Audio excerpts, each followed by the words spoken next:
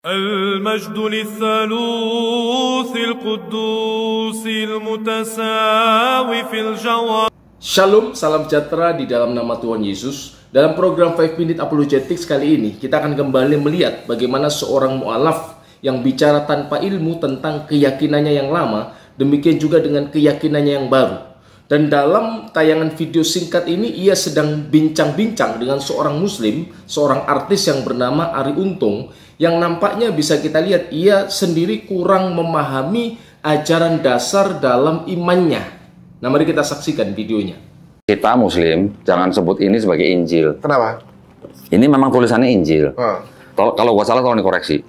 Taurat, Zabur, Injil adalah wahyu-wahyu yang diturunkan Allah SWT kepada nabi-nabi dan rasulnya untuk Bani Israel pada zaman itu. Setuju apa salah? Setuju nggak? Iya, benar. Setuju. Nabi-nabi itu yang mengajarkan kepada umatnya. Wahyu yang diterima diajarkan. Nabi Musa nulis kitab Taurat nggak? Kira-kira? Nggak tahu. Nggak tahu. Ternyata nggak. Berbentuk begini nggak.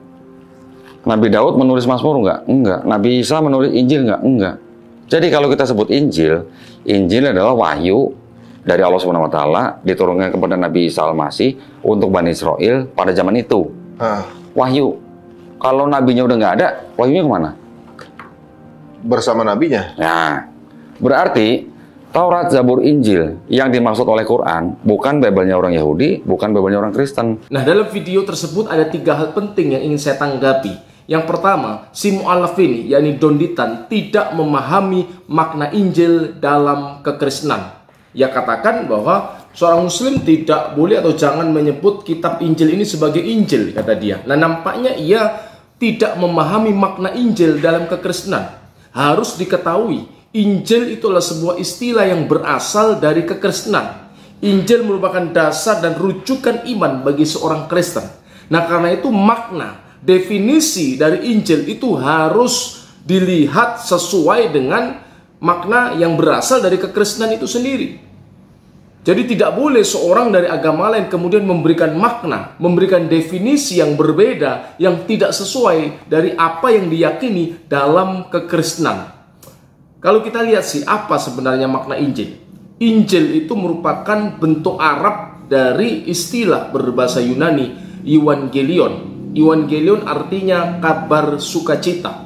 Evangelion artinya kabar gembira. Dalam bahasa Arab, dalam buku-buku bahasa Arab itu terjemahkan al-bisyaratul mufriha, kabar baik, kabar sukacita. Tentang apa? Tentang nuzulnya, turunnya sang firman kalimatullah menjadi manusia untuk menyelamatkan orang berdosa. Jadi Injil itu mula-mula bukan menunjuk pada sebuah kitab, tetapi menunjuk pada sebuah peristiwa bahwa sang juru selamat yang sudah dinubuatkan dalam perjanjian lama kini sudah hadir, kini sudah datang ke dalam dunia untuk menyelamatkan orang yang berdosa. Jadi mula-mula menunjuk sebuah peristiwa, bukan sebuah kitab yang tertulis. Kita lihat misalnya di dalam Lukas pasal yang keempat. Dalam Lukas pasal yang keempat ayat yang ke-18, ini merupakan kutipan dari kitab Yesaya, di mana Yesus mengutip teks ini untuk menunjukkan bahwa ia sang juru selamat itu sudah datang, dan apa yang sudah dinubuatkan dalam kitab Yesaya sekarang sudah digenapi dalam dirinya. Roh Tuhan ada padaku, oleh sebab ia telah mengurapi aku untuk menyampaikan kabar baik. Perhatikan ungkapan untuk menyampaikan kabar baik kepada orang-orang miskin, dan ia telah mengutus aku untuk memberitakan pembebasan kepada orang-orang tawanan dan penglihatan bagi orang-orang buta, untuk membebaskan orang-orang yang tertindas, untuk memberitakan tahun rahmat Tuhan telah datang. Nah, di sini kita melihat bahwa Injil itu mula-mula sebuah peristiwa bagaimana sang juru selamat itu hadir untuk menyelamatkan orang yang berdosa. Karena itu kalau kita bandingkan dalam Markus pasal yang pertama, dalam Markus pasal yang pertama ayat yang ke-38, di sana Yesus pernah berkata kepada murid-muridnya, ia katakan, jawabnya, marilah kita pergi ke tempat lain, ke kota-kota yang berdekatan, supaya di sana juga aku memberitakan Injil. Karena untuk itu aku telah datang. Tentu yang dimaksud bukan Injil Matius, Markus, Lukas, Yohanes, tetapi di sini Injil adalah kabar baik. bahwa Ia Sang Juru Selamat telah datang untuk memberikan terang, memberikan keselamatan bagi mereka yang berdosa.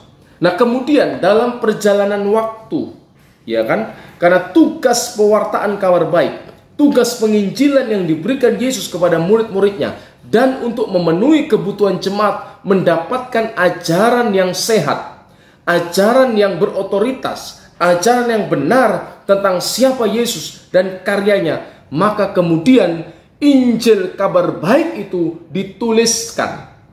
Nah, jadi awal mulanya sebuah peristiwa, tetapi kemudian dituliskan menjadi sebuah kitab, sehingga dikenal sebagai Al-Injilul Maktub, Injil yang tertulis, Injil yang ditulis dalam sebuah kitab.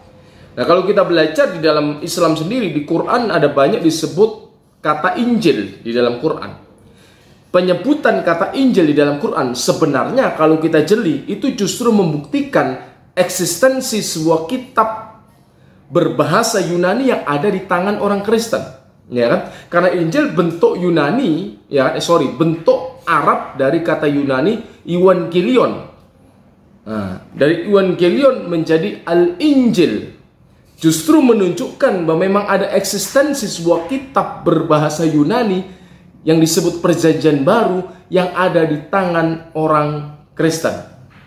Nah, ini yang mungkin tidak diketahui oleh Donditan, sehingga ia secara serampangan saja berkata secara sembrono, ini bukan kitab suci Injil.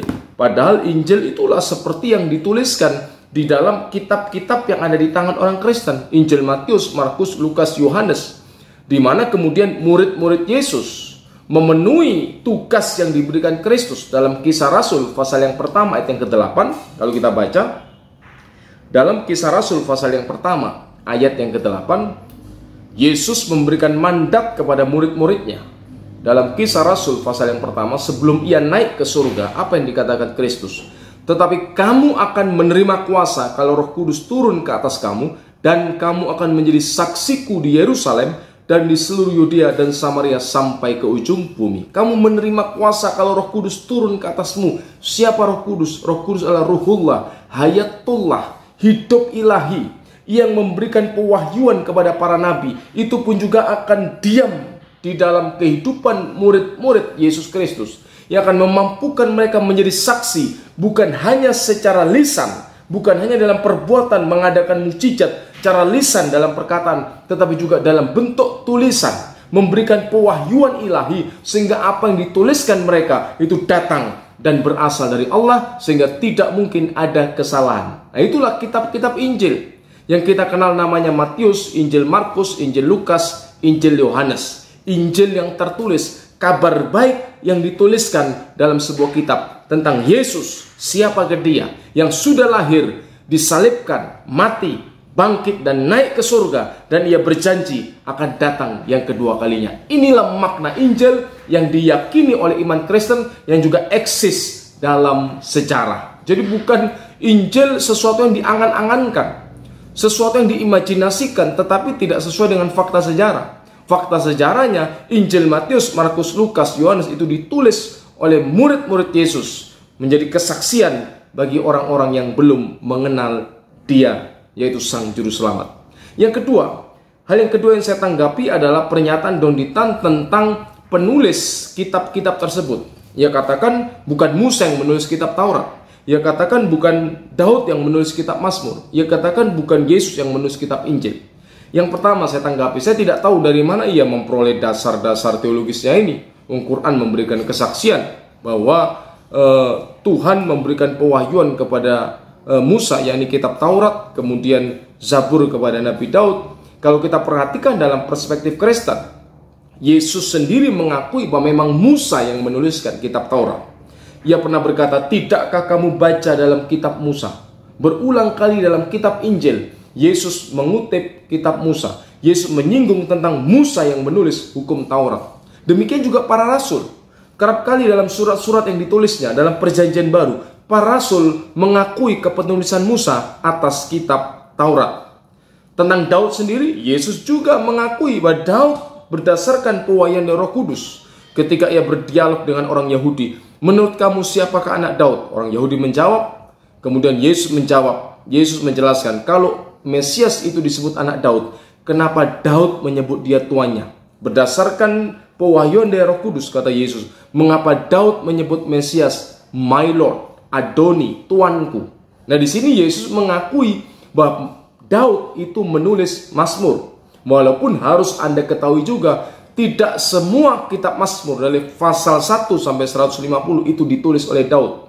Tetapi ada penulis-penulis yang lain. Tetapi Daud itu juga menulis kitab Mazmur yang diwahyukan oleh Tuhan sendiri kepada Daud. Nah, tentang Yesus sudah saya jelaskan. Memang Yesus tidak menulis kitab Injil. Ia sang firman hidup, kalimatul hayat yang menjadi manusia. Tetapi para saksi mata itulah, rasul-rasulnya, pelayan-pelayannya yang bersama-sama dengan Yesus. Mereka memberikan kesaksian tertulis tentang siapa Yesus, yang adalah kalimatullahil mutajassam, firman yang menjadi manusia.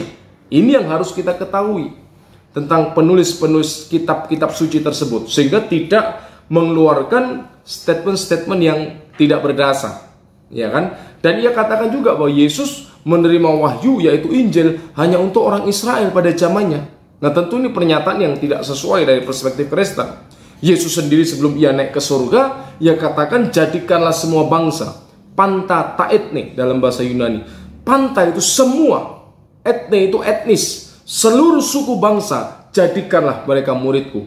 Artinya berita Injil tentang Yesus Mesias Sang Juru Selamat itu universal.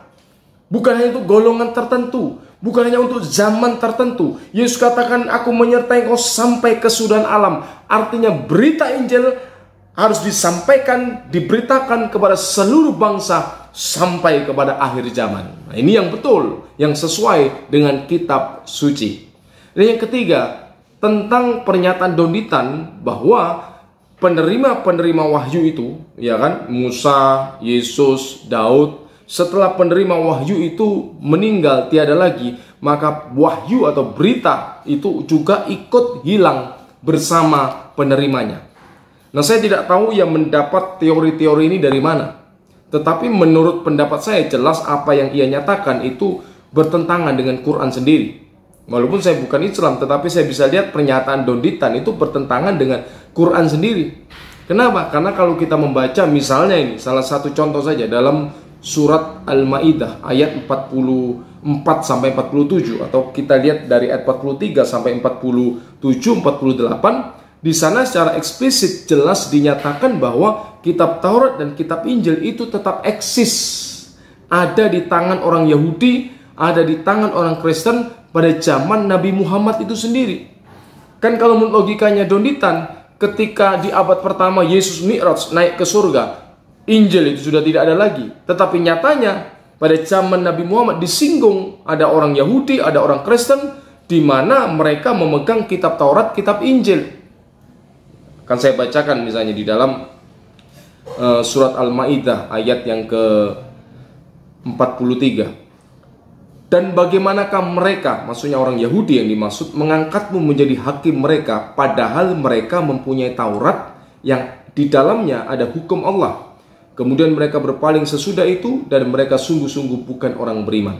Nah, asbabun nuzulnya kalau Anda baca dalam tafsir-tafsir Islam, ada konflik di kalangan orang Yahudi, di mana mereka kemudian datang kepada Muhammad, meminta Muhammad menjadi hakim untuk mengatasi, memutuskan perkara yang sedang terjadi di antara mereka. Kemudian turunlah firman Allah ini dalam keyakinan Islam, dalam asbabun nuzul. Bagaimana mereka mengangkatmu menjadi hakim padahal mereka mempunyai Taurat. Nah, ini pada zaman Nabi, hukum Taurat tetap ada di kalangan orang Yahudi, ada di tangan orang Yahudi. Demikian juga Injil. Kalau kita baca misalkan di dalam ayat yang ke-47, dan hendaklah orang-orang pengikut Injil wal yahkum ahlul Injil. Jadi ahlul Injil, para pengikut Injil, memutuskan yang yahkum, perkara menurut apa yang diturunkan Allah di dalamnya, bima anzalallah, menurut apa yang diturunkan Allah. Di sini kita lihat juga bahwa pada zaman Nabi Muhammad, orang-orang Kristen tetap memegang kitab Injil ada di tangan mereka. Jadi teori yang dinyatakan oleh Donditan itu jelas tidak memiliki landasan teologis dari Quran sendiri menurut saya. Kenapa? Karena Quran sendiri menyebut hal yang baru saja saya baca. Tetapi itu urusan dia sebagai seorang muslim. Apapun yang menjadi keyakinannya itu terserah dia. Tetapi yang berkaitan dengan kekristenan, tentu kita sebagai seorang Kristen memiliki hak jawab untuk meluruskan hal-hal yang disalahpahami, hal-hal yang dipahami secara tidak benar menurut kekristenan. Kita wajib untuk memberikan penjelasan. Nah, kiranya apa yang sudah saya sampaikan ini memberikan pencerahan bagi kita semua.